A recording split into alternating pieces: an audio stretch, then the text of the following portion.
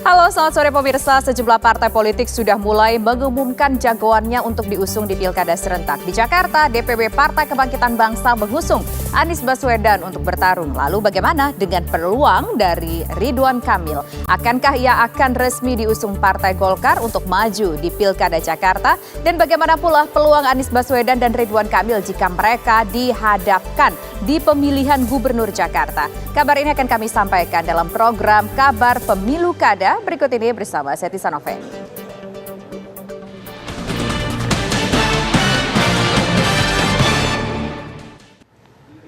Sejumlah politikus dan tim pemenangan di koalisi pemerintah mendapatkan posisi baru di Badan Usaha Milik Negara (BUMN). Terbaru, ada nama Fuad Bawazir dan Grace Natali yang dipercaya sebagai komisaris di BUMN Holding Industri Pertambangan Indonesia.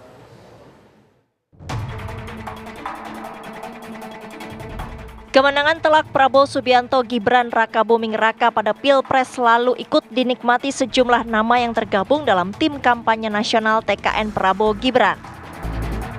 Satu persatu sosok yang berhasil mengantarkan Prabowo sebagai presiden terpilih mulai mendapatkan jabatan strategis di Badan Usaha Milik Negara BUMN. Terbaru ada nama Fuad Bawazir yang resmi ditunjuk sebagai komisaris utama BUMN Holding Industri Pertambangan Indonesia (MIND ID).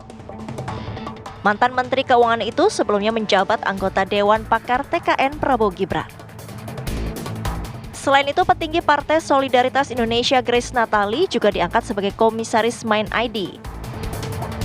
Saat Pilpres lalu, Grace merupakan wakil ketua TKN Prabowo Gibran dan juga staf khusus Presiden Jokowi.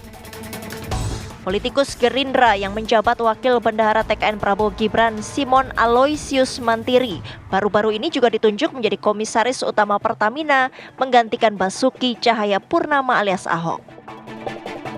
Kemudian ada nama wakil ketua TKN Condro Kirono yang kini resmi mendapat posisi komisaris independen PT Pertamina. Sebelumnya pada Februari lalu, istri Komandan TKN Fanta Siti Zahra Agnia juga diangkat menjadi komisaris independen PT Pertamina Patraniaga. Jabatan komisaris juga diberikan kepada Prabu Revolusi yang menjadi anggota TKN. Penunjukan nama-nama tim pemenangan di posisi strategis dan lingkaran kekuasaan bukanlah hal yang baru di dunia politik. Ada aturan yang ditabrak karena sejatinya menjadi kewenangan penuh Presiden maupun BUMN untuk menunjuk orang yang dinilai memiliki kemampuan. Kalaupun ada, persoalan itu hanya ada di ranah etika. Tim TV One mengabarkan.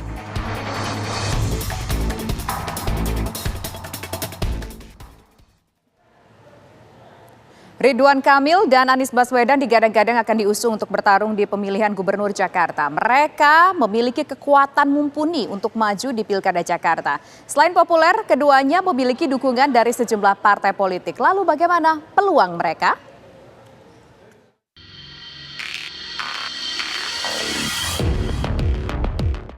Ridwan Kamil dan Anies Baswedan digadang-gadang akan diusung untuk bertarung di pemilihan Gubernur Jakarta. Kang Emil, panggilan akrabnya, muncul di bursa bakal calon gubernur di dua provinsi, yaitu Jawa Barat dan Jakarta. Ia memegang dua surat penugasan sekaligus dari Ketua Umum Partai Golkar, Erlangga Hartarto. Partai Golkar hingga saat ini belum memutuskan Ridwan Kamil untuk maju di Pilkada Jakarta atau Jawa Barat. Partai berlambang pohon beringin tersebut masih menunggu survei internalnya. Meski memiliki kans yang kuat, bukan berarti Kang Emil tak memiliki rival yang tangguh. Apalagi jika harus berhadapan dengan Anies Baswedan. Nama Anies Baswedan juga santer disebut-sebut akan maju.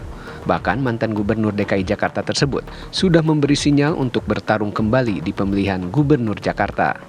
Sejumlah partai politik pun mulai meliriknya, termasuk PDI Perjuangan. Lalu bagaimana peluang Ridwan Kamil dan Anies Baswedan jika keduanya berhadapan-hadapan di pemilihan Gubernur Jakarta? Kamil mungkin saja maju di Jakarta, tetapi menurut saya itu seperti sebuah tim kesebelasan sepak bola yang bermain tandang. Dan itu akan menghadirkan tantangan tersendiri. Karena Ridwan Kamil sudah memiliki chemistry yang sangat bagus dengan Jawa Barat. Selain karena capaian kinerja yang cukup bagus, juga dia cukup dikenal dan sampai hari ini belum ada tokoh yang bisa menyamai dalam sisi popularitas dan elektabilitasnya. Nah, tetapi yang namanya politik itu kan bisa saja terjadi. Hingga saat ini suasana menjelang Pilkada Jakarta masih dinamis. Belum ada partai politik yang mengusung secara resmi tokoh-tokoh yang akan maju di Pilkada. Dari Jakarta, tim TV One mengabarkan. DPW PKB hari ini resmi mengumumkan nama Anies Rashid Baswedan sebagai bakal calon gubernur DKI Jakarta pada Pilkada 2024. Menghadapi pemilihan kepala daerah atau Pilkada 2024 khususnya di wilayah DKI Jakarta, DPW PKB mengumumkan nama bakal calon gubernur DKI Jakarta yakni Anies Baswedan sebagai calon tunggal. Ketua DPW PKB DKI Jakarta, Hasbiallah Ilyas, mengatakan deklarasi bakal calon gubernur ini sebagai salah satu sikap keseriusan PKB di wilayah Jakarta. PKB juga masih membuka peluang terkait pasangan bakal calon wakil gubernur DKI Jakarta.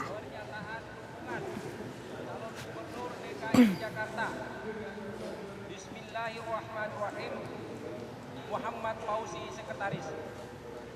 Lantas siapa yang akan diusung PKB dalam Pilkada nanti? Pemirsa, kita akan tanyakan langsung kepada reporter TV One ada Diva Ulhak di DPW PKB Jakarta. Diva, kalau nama dari calon gubernurnya sudah ada, bagaimana kemudian peluang nama calon wakil gubernur yang akan diusung PKB?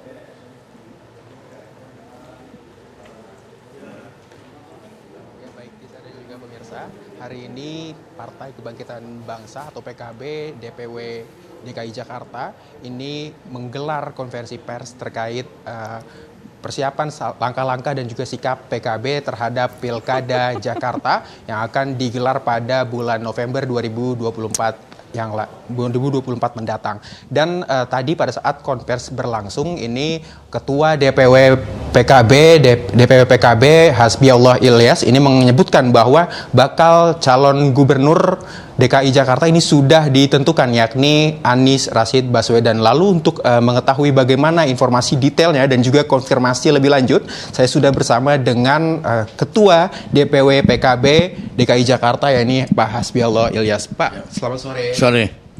Hari ini PKB melakukan konvers dan juga menyebutkan nama Anies Rashid Baswedan sebagai bakal calon gubernur Jakarta. Ini seperti apa? Ya, memang kita menyebutkan Pak Anies sebagai calon gubernur DKI Jakarta 2024-2029 karena memang sudah menjalankan seluruh mekanisme yang sudah dilalui oleh Pak Anies, yaitu mekanisme yang ada di Pilkada dari DPP sampai ke DPW. Dan memang ini aspirasi dari tingkat bawah sampai ke DPW untuk mengusung Pak Anies Baswedan untuk menjadi gubernur 2024. Karena Jakarta memang perlu sosok beliau untuk melanjutkan kepemimpinannya di DKI Jakarta tahun-tahun mendatang.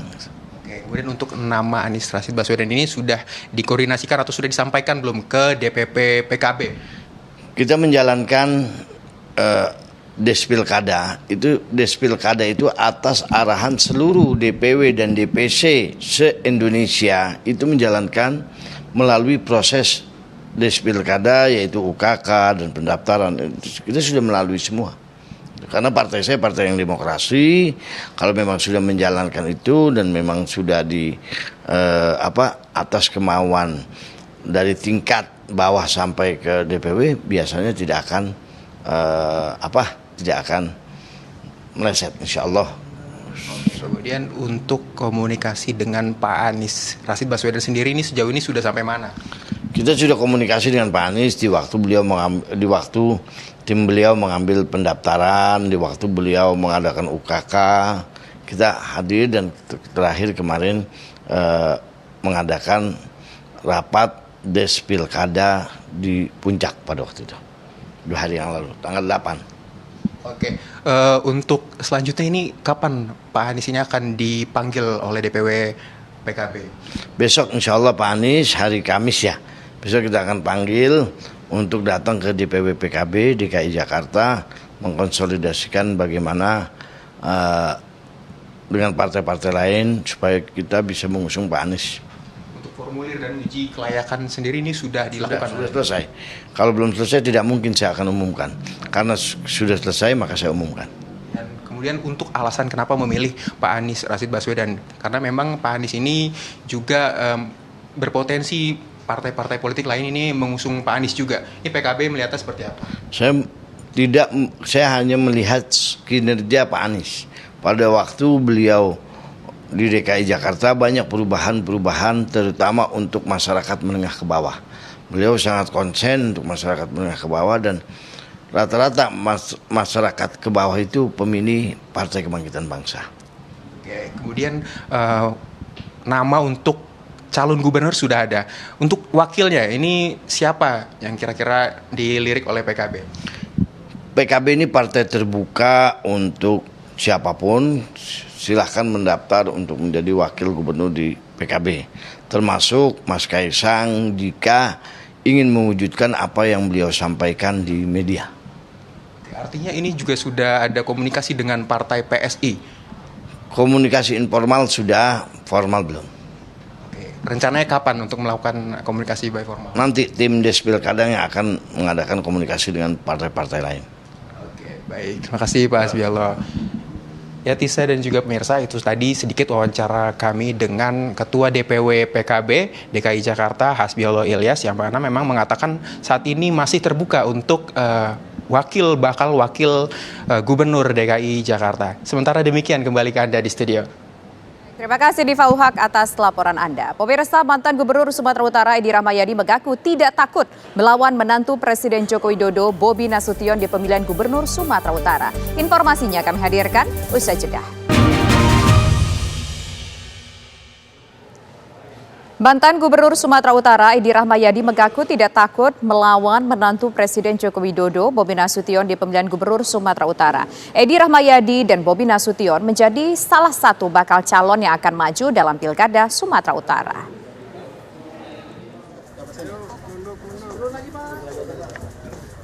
Pemilihan Gubernur Sumatera Utara sudah mulai memanas. Sejumlah tokoh mulai melakukan pendaftaran ke partai politik dan menjalankan uji kelayakan dan kepatutan. Salah satunya Gubernur Sumatera Utara periode 2018-2023 Edi Rahmayadi.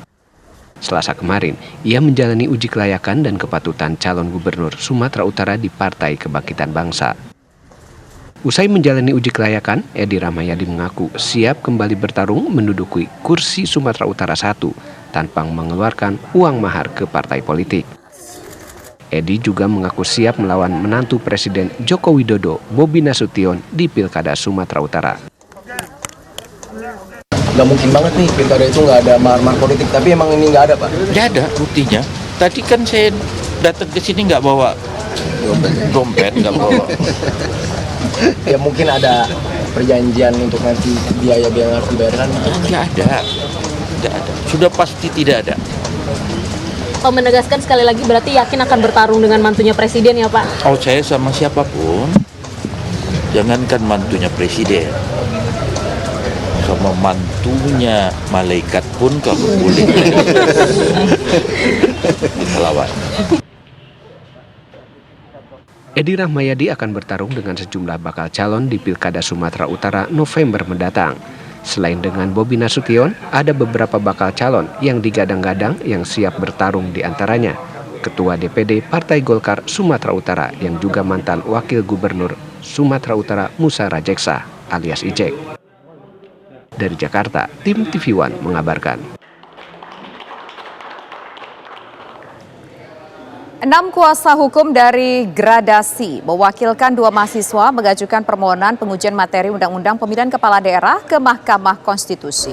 Putusan Mahkamah Agung yang menetapkan batas usia kepala daerah minimal 30 tahun untuk gubernur dan 25 tahun untuk wali kota dan bupati ditetapkan setelah pelantikan menuai polemik.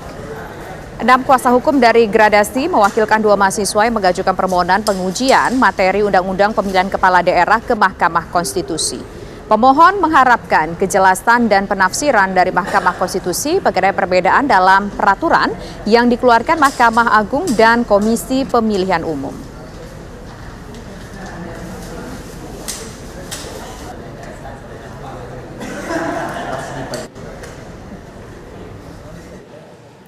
Pemirsa, kabar pemilu kada masih akan kembali usai jeda berikut, tetaplah bersama kami.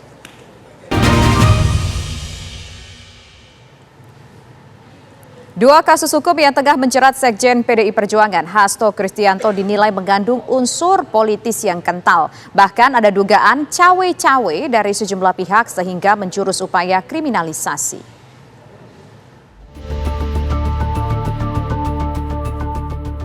Dewan Pakar Perhimpunan Advokat Indonesia Usman Hamid menilai kasus yang sedang menjerat Sekjen PDI Perjuangan Hasto Kristianto syarat muatan politis.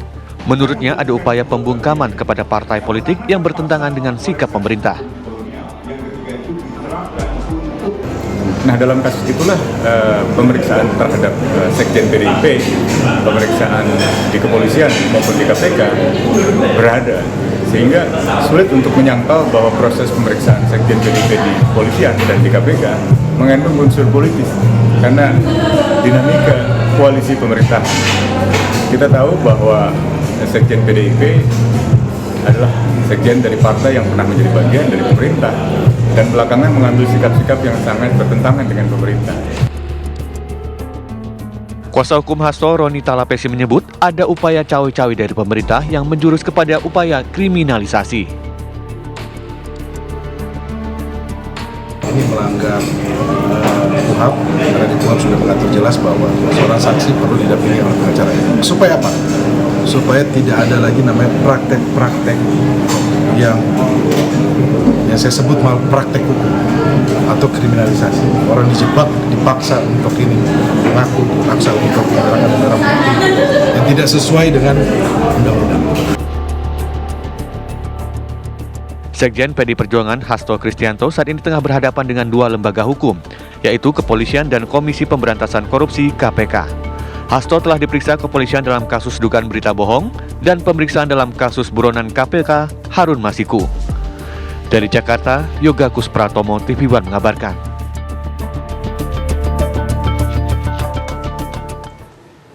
Partai Hanura mulai menjaring bakal calon yang akan bertarung dalam Pilkada serentak 2024. Hanura sudah mengeluarkan rekomendasi kepada 73 calon untuk Pilkada Provinsi dan 631 calon di tingkat provinsi dan kota.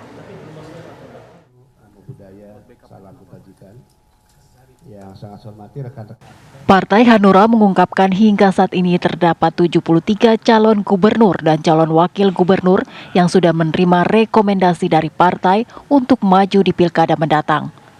57 diantaranya bakal calon gubernur, 13 orang calon wakil gubernur, dan 3 orang bakal calon yang mendaftar dalam 2 posisi, dan 2 bakal calon yang mendaftar secara berpasangan. Sedangkan 631 orang sudah mendapat rekomendasi untuk maju di Pilkada tingkat kabupaten dan kota.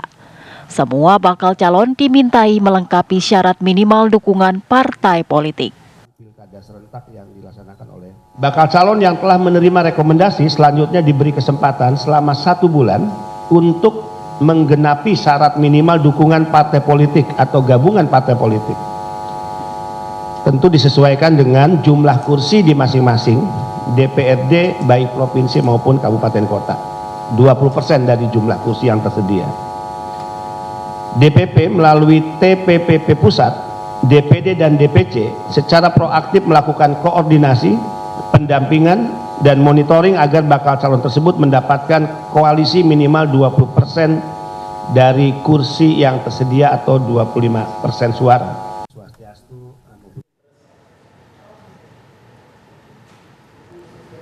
Informasi tadi menjadi informasi penutup kita pemirsa dalam kabar pemilu kada. Saya Tisano Feni, terima kasih atas kebersamaan Anda. Selamat sore dan sampai jumpa.